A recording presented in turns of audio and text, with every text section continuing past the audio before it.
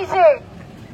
Les humains se représentent les fêtes de fin d'année comme un pur moment de joie, de bonheur, qu'ils partagent avec les membres de leur famille ou leurs amis.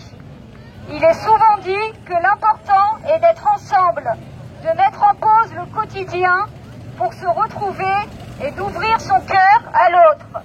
Pourtant, nous vivons dans une illusion festive. Nous avons fait de ces fêtes le plus grand massacre de tous les temps. Notre espèce profite des autres espèces. Avez-vous étendu votre cercle d'empathie à celle-ci? Non. Nous, consommateurs, ne voulons pas voir la réalité de notre assiette en face. Car au fond, nous savons que l'envers du décor n'est pas du tout festif.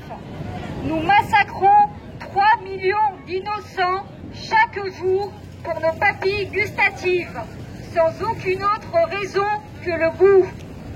Sur notre table se trouvera sans doute du foie gras, 66 millions de canetons par an et 700 000 oiseaux. 23 millions de canetons femelles seront broyés car dites inutiles. Le reste sera enfermé dans des cages pour gavage. Un tube métallique leur sera enfoncé dans la trachée jusqu'au fond de l'estomac. Une douloureuse injection de nourriture 2 fois par jour en 2 à 3 secondes. Leur foie malade atteindra 10 fois sa taille normale. Sur notre table se trouvera du saumon. Une sélection génétique pour cet animal pour en faire un saumon mutant qui prendra 6 kilos en 2 ans, 2 fois plus qu'un saumon naturel. Nourri avec de la farine de poisson et de l'huile de palme assaisonnée de colorants pour un saumon bien rose. Il sera ensuite électrocuté, découpé et fumé.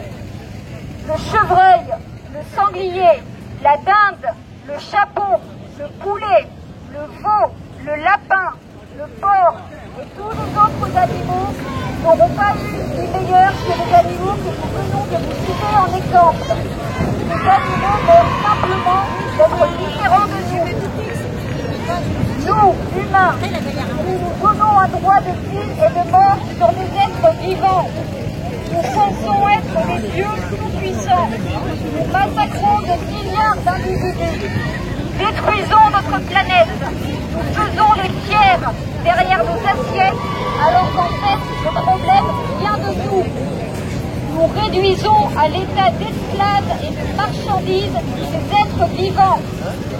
Comme si les intérêts vitaux de milliards d'expériences sensibles étaient moins importants que les envies futiles des humains, censés être moralement responsables.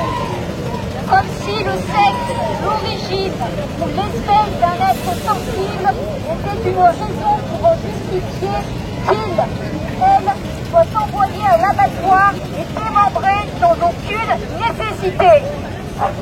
Cela repose sur l'idéologie du spécisme, qui nous fait croire que nous, les humains, avons un pouvoir sur les autres espèces. Arrêtez-vous un instant et ayez une pensée pour ces êtres humiliés qui luttent pour leur vie avant que leurs cadavres ne soient exposés sans gêne sur les tables d'une monstrueuse humanité. Aujourd'hui, et en cette période de fête, nous réclamons justice pour les animaux.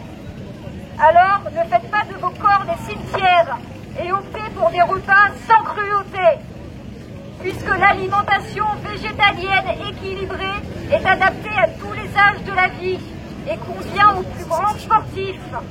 Absolument rien ne permet de justifier le massacre qui a lieu tous les jours.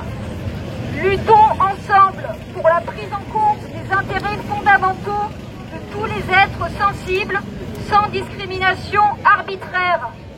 Et refusons les codes et la propagande des lobbies spécistes et de l'exploitation animale.